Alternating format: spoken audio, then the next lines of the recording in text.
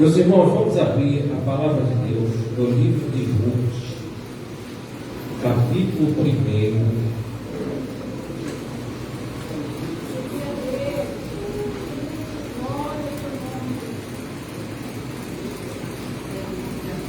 Do 19 ao 22. Ruth, capítulo 1, do 19 ao 22. Agradeço a Deus pela oportunidade, agradeço ao diácono Anderson, sua esposa Ana Lúcia, auxiliar de trabalho a Lourdes, sua esposa Michele, os líderes do departamento do culto da família, por convidar para a gente ministrar a palavra do Senhor. E mais uma vez desejar feliz Dia das Mães a todos os irmãos que estão aqui nessa noite. Deus abençoe a todos e recompense a cada um em nome de Jesus. Ruth, capítulo 1, versículo 19. Assim, pois, foram-se ambas até chegarem a Belém. Sucedeu que, entrando elas em Belém, toda a cidade se comoveu por causa delas e dizia: não é esta Noemi? Porém ela lhe dizia: não me chameis Noemi, chamai-me Mara, porque grande amargura me tem dado o Todo-Poderoso. Cheia a partir, porém vazia o Senhor me fez tornar. Porque, pois, me chamareis Noemi? Pois o Senhor testifica contra mim, e o Todo-Poderoso me tem afligido tanto. Assim Noemi voltou, e com ela Ruth, a Moabita, sua nora, que voltava dos campos de Moabe, e chegaram a Belém no princípio da cega das cevadas. Curve sua cabeça. Senhor, temos lido tua palavra. Tem misericórdia desse que fala contigo, ó Pai, capacita para comunicar a tua vontade nessa noite, falando ao coração de cada um, a cada família aqui representada. Nos ajuda a permanecer firme na tua presença, dá vitória a cada um do nosso pedido. Te agradecemos em nome de Jesus. Amém. Os irmãos podem assentar. Essa passagem que nós lemos tem aqui Noemi bastante amargurada. Ela diz assim: grande amargura me tem dado Todo-Poderoso. Por que ela está triste? Se você ler esse primeiro capítulo, você vai lembrar que Noemi é a esposa de Elimeleque. Eles viviam em Belém e há uma crise de falta de alimento devido à dificuldade do tempo da agricultura, e vem a fome e eles tomam a decisão de ir para Moabe. Eles vão para Moabe tentar a vida, tentar recursos para se alimentar.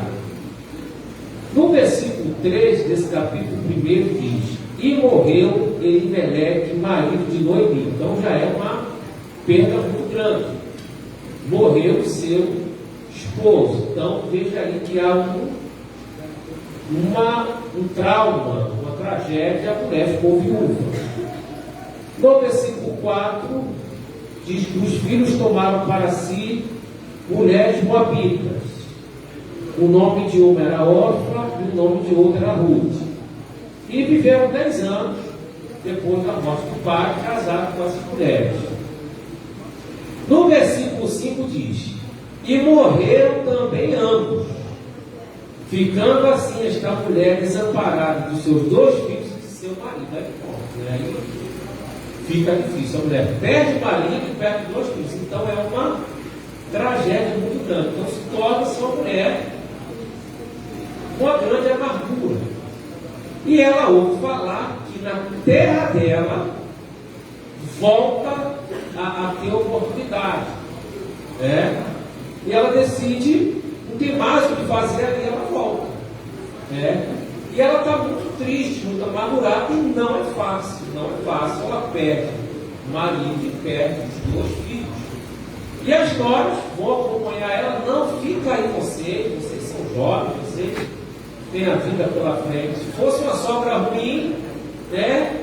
Eu me livrei dessa mulher, graças a Deus, mas não, era uma boa sogra. Elas insistem em acompanhar a sogra. Não, minhas filhas, eu não vou poder dar filho para vocês, até eu consegui gerar filho, até consegui um marido, até não tem como.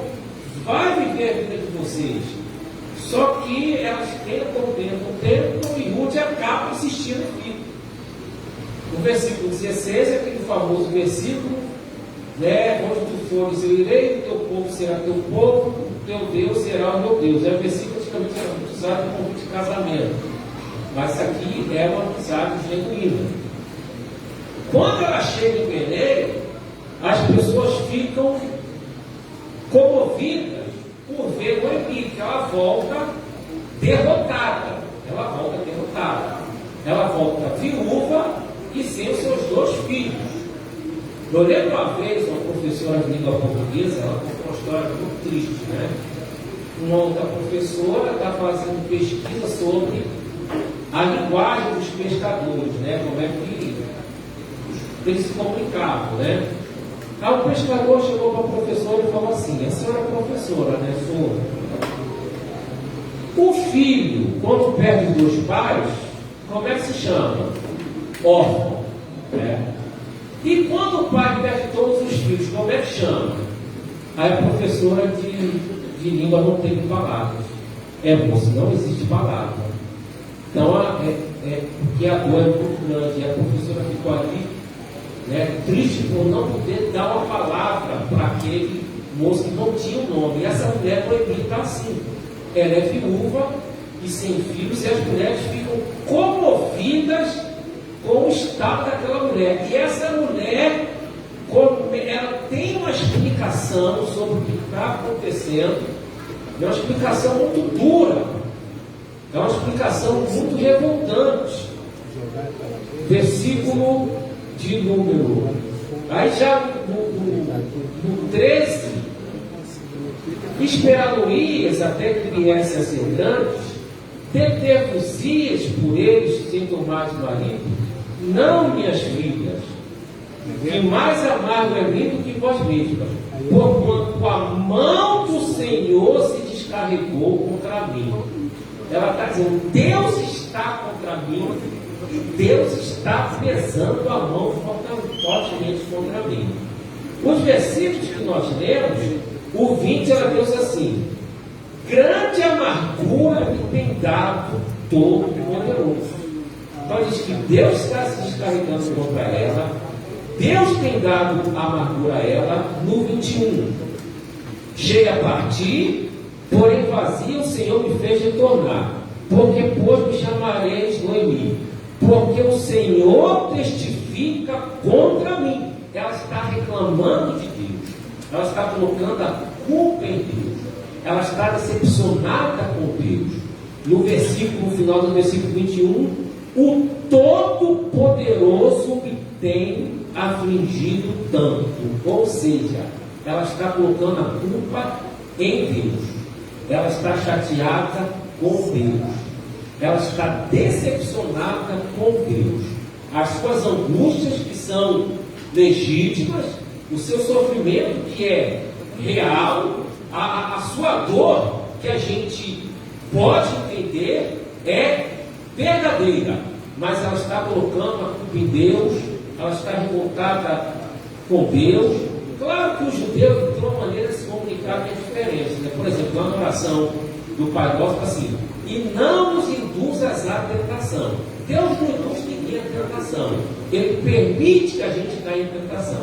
Mas na cabeça do judeu, o fato de ele permitir é a mesma coisa como se ele empurrasse a gente para a tentação.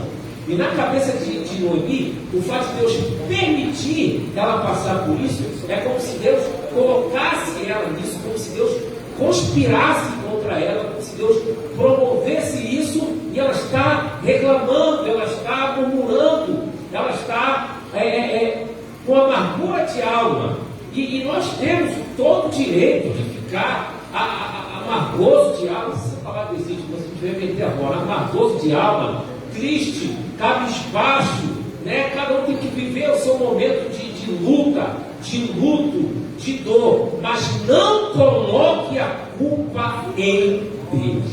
Não se revolte contra Deus, porque enquanto ela está reclamando, enquanto ela está dizendo, Deus é contra mim, Deus me colocou nessa, Deus está pesando a mão, Deus pode fazer isso sim, dependendo do caso, de uma situação específica, de uma tremenda rebeldia ou uma situação, Deus pode se levantar sim contra as pessoas, mas nesse caso aqui Deus permitiu que acontecesse, mas ela está revoltada. Enquanto ela está revoltada, enquanto ela está reclamando, enquanto ela está arrotando as suas reclamações contra Deus, a palavra do Senhor diz no final do versículo 22: e chegaram a Belém no princípio da cega das cevadas.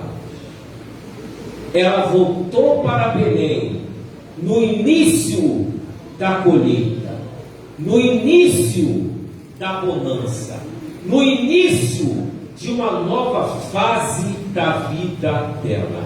Enquanto ela reclama, Deus está providenciando. Enquanto ela acha que é o fim, Deus está criando um novo começo. Enquanto ela acha que acabou, Deus está dando um novo início para a vida dessa mulher. Enquanto Deus não abandonou, Deus está dizendo, eu vou cuidar dela e vou dar uma nova história para a vida dela. Tem gente revoltada contra Deus. Deus não existe. Deus permitiu. Fulano tem, eu não tenho. Por que ele permitiu? Por que ele fez? Por que Deus é assim? E gente se revolta contra Deus. Tinha um método aí que criava uma época de discipulado na igreja, em que as pessoas discipulavam, né, os novos crentes que chegavam, ou discipulava todo mundo, era uma nova maneira de organizar a igreja, que era até interessante, mas tinha um problema sério, e arrumava um método lá, psicológico, psiquiátrico, da psicanálise lá, que eu não sei definir direito, que perigoso da regressão, né, que até os psicólogos, os psiquiatras são contra isso era feito, mas é perigoso. E a pessoa regredia, regressão, né? regredia.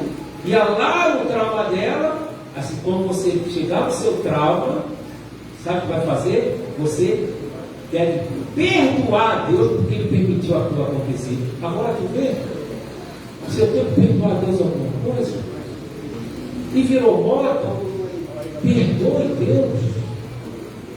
E as pessoas revoltadas contra Deus, revoltadas contra a igreja, revoltadas contra a líder do departamento, revoltadas contra o pastor, revoltadas contra aquilo que é crente. Eu tenho direito de ficar revoltado, mas eu tenho que me recolher e pedir a Deus misericórdia e continuar caminhando, porque Deus não tem culpa de nada. A Bíblia diz: de que se queixa, pois, o homem? Queixe-se cada um dos seus próprios pecados, das suas próprias escolhas. Só que essa mulher, ela está virada numa murmuração. Só que mesmo assim, Deus olha e Deus não. Você vê que Deus não fala, Deus não fala em nenhum momento desse livro. Você não vê Deus falando, mas Deus está agindo. De repente Deus está calado, mas Deus está agindo. Deus está trabalhando. Deus está cuidando. Deus está providenciando. Tem nenhum milagre aqui sobrenatural, nada. Os outros livros tem, mas aqui não tem. Mas Deus sabe como agir. O que acontece? No que essa mulher volta, não tem assistência social como se tem hoje. O que se tem? Pensão, INSS, recebe aposentadoria, né? A pensão do marido que faleceu, da viúva com direito. Naquele tempo não tinha. A lei de Moisés tinha algumas orientações: cuidar do órfão, da viúva e do estrangeiro. E tinha algo que está em Levítico 19, 9 e 10. Quando fosse no tempo da colheita, quando fosse colher, né, o fruto da terra, o que caísse, né, não voltasse para pegar. Eram os rabiscos da terra, era a sobra da colheita. Caiu, deixa lá que era para quem? O órfão, para tudo, para estrangeiro. O que acontece? Ela volta para Belém e Ruth volta com ela. Ela perde 2 filhos, mas ela ganha uma amiga, uma irmã, uma filha que vai cuidar dela. Ruth foi amiga dela quando tudo estava bem. Estavam os filhos vivos. Ruth foi amiga dela quando ela estava na pior. E Ruth foi trabalhar para cuidar dela e cuidar da sogra. Ela poderia voltar para a cidade dela, voltar à paz dela, seguir a vida dela. Mas ela amava tanto aquela mulher que ela cuidou dela. O testemunho que foi contado aqui, compara com o que foi a mensagem que está sendo pregada. Enquanto eu estava murmurando, Deus me abandonou, Deus está dizendo, eu vou lhe dar uma amiga de verdade. Cuidou dela. Ela sozinha, sem filhos, e Ruth foi trabalhar para colher resto de plantação para cuidar dela e da sogra. Quer dizer, minha velha, não, a senhora cuida da minha vida, por isso sou nova, tenho que fazer, mas ela cuidou. Deus me abandonou. Abandonei não, meu filho, vou te dar uma vida de verdade. Tem gente, irmão, na igreja, ninguém me ama. Eu sou perseguido. Todo mundo tem inveja de mim. Fulano olhou para mim com cara torta. Viu o que Fulano falou? A pessoa fala, a pessoa já quer entender de outra forma para criar uma contenda que não tem. E vive brigando. O fulano olhou para mim. Fulano jogou uma direta. É isso, é aquilo. Nessa noite, tira isso da tua cabeça. Deus está trabalhando. Acontece. Eu não sou ingênuo, não sou bobo. Mas acontece o seguinte: Deus tem prazer em providenciar pessoas boas para te ajudar, para me ajudar, porque isso aqui é igreja, é congregação, é gente salvo, lavado e remido do sangue. Tem gente tribulado? Tem gente perturbada? Tem. Deixa Deus cuidar desse e se apega o seu irmão e vamos caminhar junto para o céu. E lá na frente a mulher vai dizer: Noemi, essa Ruth é melhor do que 7 filhos que você tivesse.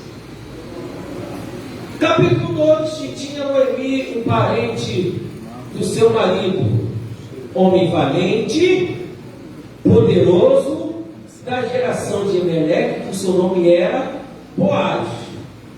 Então, quer dizer, era parente do marido, homem valente, ou seja, tinha disposição, poderoso, era rico, influente, e o nome dele era Boaz. Aí o que aconteceu? Agora eu vou ter que me virar, vou ter que seguir minha vida, tenho que trabalhar para sustentar eu e a minha sogra. Minha sogra está idosa, então vou ter que cuidar dela. O que Ruth vai fazer? Colher resto dos rabiscos da terra. E ela vai escolher o campo de cabelo de colheita para o que os vão escolher, o que sobrar, ela pega. Aí, no versículo de número 3 diz: foi, pois, e chegou e apanhava espigas após segadores, e caiu-lhe em sorte. Na verdade, a gente não crê em sorte, a gente crê em providência divina, em parte do campo de Boaz, que era da geração de Elimeleque. Ou seja, caiu, ela escolheu colher o resto da colheita no parente do falecido marido da Noemi. E ela está lá colhendo, né? E o Boaz, que a gente vê com uma pessoa boa, sabe da história, sabe da boa vontade de Ruth, e está vendo essa moça aí? Não atrapalha ela não. Tá? Se ela colher, deixa colher e deixa cair mais, olha Deus trabalhando. Deixa cair mais, tá? Porque essa moça aí está no propósito de ajudar uma senhora. Então deixa cair mais, né? E ele já está afim da irmã. Olha aí a bênção de Deus providenciando, né? Jovem, bonita, viúva jovem, pessoa boa, trabalhadora, então já está de olho, né? Então é Deus abençoando, né? Tanto a providência material como já a família. E a questão de ser parente é importante, porque Na lei de Moisés, Deuteronômio capítulo 25, quando uma mulher ficava viúva e sem filhos, o parente mais próximo tinha que assumir aquela família. Então já teve a possibilidade desse homem chamado Boaz assumir a Noemi como sua parente. É o parente remidor ou parente resgatador. No versículo 11 diz assim: respondeu Boaz e disse: bem me contou o quanto fizeste a tua sogra depois da morte do teu marido, e deixaste a teu pai e tua mãe a terra onde nasceste e vieste para o povo. Conversa com a Ruth. 12. O Senhor galardoe o teu feito, e seja cumprido o teu galardão do Senhor, teu Israel, sobre quem já viesse se abrigar. Então ele acha bonito a atitude dela e aproveita e ajuda essa mulher. Aí ela volta e conta para a sogra. Versículo 19 do capítulo 2. 18. Tomou e veio à cidade e viu sua sogra que tinha apanhado. Também tirou o que lhe sobejaram e depois fracassou. Então a colheita da Ruth foi boa. É Deus cuidando materialmente de Noemi e de Ruth. Quando ela chega no 19, então, onde é que você arrumou tanta colheita? Não, é porque eu fui fazer a colheita num moço muito bom, me ajudou, me elogiou, falou que Deus tinha que abençoar. Aí no final do 19 diz: o nome do homem com quem trabalhei hoje é Boaz.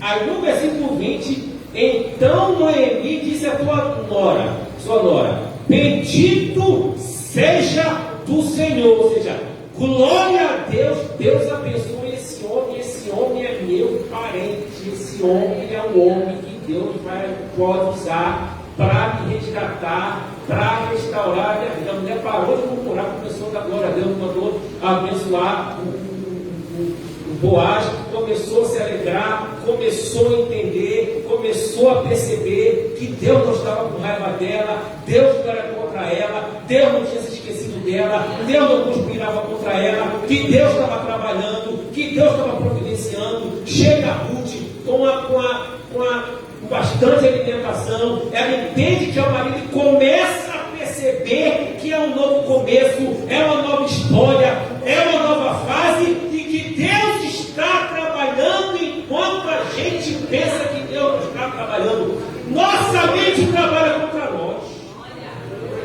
O que a gente acha, o que a gente pensa, o que a gente deseja, minha opinião, e eu tento entender do meu jeito, e Deus trabalha de outra forma. Eu tento pensar numa coisa, e Deus planeja na outra. Os pensamentos de Deus são mais altos que os meus pensamentos, os caminhos de Deus são mais altos que os meus caminhos. E Ruth começa a entender isso. No final do versículo diz: este homem é nosso parente chegado e um dentre nossos remidores. Aí Noemi se alegra. A mulher para de reclamar e fica esperta, rapidinho. Capítulo 3. E quando ele vê a conversa, ela já percebe: ih, Noemi, esse homem está afim de você. Faz o seguinte. E eu preciso de um parente remidor, está na lei. Levítico 25, o parente remidor. Deuteronômio 25, também o resgate da terra. Olha Deus trabalhando Ruth. Então Ruth fica ligado. 3, capítulo 3. Disse-lhe Noemi sua sogra: minha filha, não é eu de buscar descanso para que fiques bem? Ou seja, Ruth, eu tenho que arrumar descanso para você ficar bem. Ou seja, tu vai ter que ficar bem na vida que você está me ajudando. Então eu vou te arrumar o casamento. Versículo 3. Lava-te, ou seja, tome banho, unge-te, ou seja, bota perfume, veste as tuas vestes. Na Nova Almeida atualizada diz: bote um vestido bonito, desce a eira e não te deixe a conhecer até que tenha acabado de comer. Ou seja, toma banho, bota perfume, bota roupa bonita, que eu vou te arrumar um casamento. Olha aí o me parando de murmurar e arrumando um casamento para outra. Olha que maravilha. E há de ser, aí tudo aqui, irmão, também é tudo aqui na legalidade, não é também bagunça, não. É tudo dentro dos costumes da época, a mulher se apresentando como candidata à esposa de alguém, tudo dentro de uma formalidade. E há de ser que quando ele se deitar, notarás o lugar em que se deitar, então entra, descobrirá os pés e te deitarás, ele te fará saber o que deve fazer. Resumindo, você chega lá, ele vai dormir, você dorme perto dele. Quando ele acordar, você vai dizer, estenda sua capa sobre mim. É uma maneira formal e legal de dizer que você está interessado, que ele assuma você como esposa e assuma a sua vida como quem está com você como uma família para resgatar. Tudo dentro da legalidade. Aí, no versículo 7, havendo posto comido, bebido, e estando já o seu coração alegre, bebeu demais. Isso aqui não está muito para crente beber, não, tá? Isso aqui é o hábito da época, graças a Deus, foi organizado. Estava meio já virado já no vinho, bebeu demais. Aí levanta e vê uma mulher bonita, cheirosa, crente, trabalhadora, querendo namorar com ele. Olha aí a vitória. E estão os dois sozinhos. Olha aí a tentação. Olha aí a vigilância. Estenda sua capa sobre mim, e diz até que o homem cadê? 8. O homem estremeceu, do nada, a mulher bonita, cheirosa, viúva nova, querendo casar com ele, não quer, o outro quer. Olha aí a tentação, mas tudo dentro da legalidade. Não houve nada fora dos limites. Poderia acontecer ali, porque camarada, viu uma mulher cheirosa que quer abraçar a santa, aí a serva, aí mas tem ali o temor do Senhor, o respeito da pessoa. E hoje é difícil, é complicado. E tudo dentro do respeito. Eu quero me assumir. Eu tenho entendimento da lei do parente que dá o resgate. Mas tem um parente mais próximo. Então eu tenho que ir lá conversar com ele para ver se ele quer assumir. Porque eu quero me assumir. Eu gostei de você, você quer casar comigo, e a sua história é bonita, mas eu tenho que conversar com outro parente porque ele está na fila. Aí parece que já é o inimigo trabalhando, mas é tudo dentro da legalidade. O que acontece? Ele vai, aí você lendo o versículo 18. Então disse ela: sossega, minha filha, até que saibas como irá o caso, porque aquele homem não descansará até que conclua hoje esse negócio. Muitos voltou desanimado, tem um parente na frente, já tem um outro parente, de repente o camarada é feio, gordo, preguiçoso, não é tão legal como o Boaz, mas quem é esse homem? Eu não sei, mas o Boaz vai falar, então espera. E Noemi já está mais controlada. Sossega, ele vai resolver. E ela já está entendendo, aconteça o que acontecer. Deus está acontecendo. Noemi para de reclamar e entende que Deus está trabalhando. Ele vai lá, se você ler o capítulo 4, ele chega na porta da cidade, reúne 10 anciãos, chama o parente, meu amigo, vem cá, vamos conversar. A situação é essa.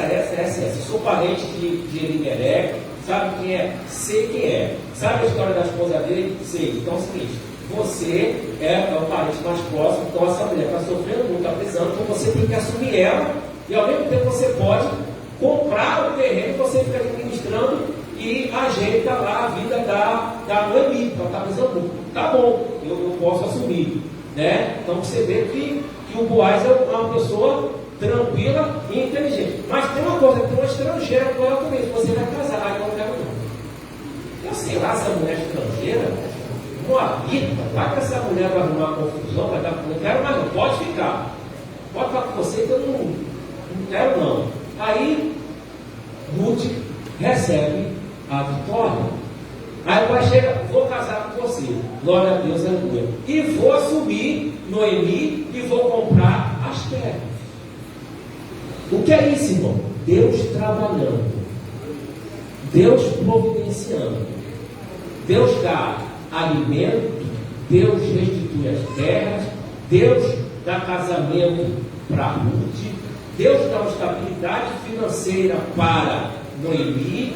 Deus dá uma filha chamada Ruth para Noemi. Deus dá uma amiga chamada Ruth para Noemi. Deus dá uma nora, uma irmã para Noemi. E ainda tem um Boaz, uma pessoa muito boa que vai cuidar dela.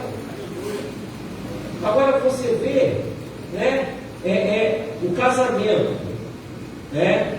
Quando isso acontece, 4 versículo 11. E todo o povo que estava na porta dos anciãos disseram: somos testemunhas.